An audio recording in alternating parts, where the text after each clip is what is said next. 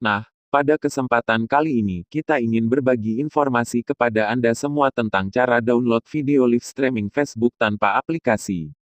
Emang bisa? Ya pastinya bisa dong, dan caranya sangatlah mudah. Yuk langsung saja simak ulasan selengkapnya. Langkah pertama, silakan buka akun Facebook Anda. Cari akun dari video yang ingin Anda download, dan buka video live streaming Facebook tersebut. Kemudian klik ikon 3 titik yang berada di bagian pojok kanan atas.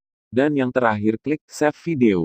Saat live streaming Facebook sudah selesai, secara otomatis Anda bisa menonton ulang nantinya. Nah itu tadi cara download video streaming Facebook yang bisa kami bagikan, cukup mudah kan? Sekian ulasan dari kami.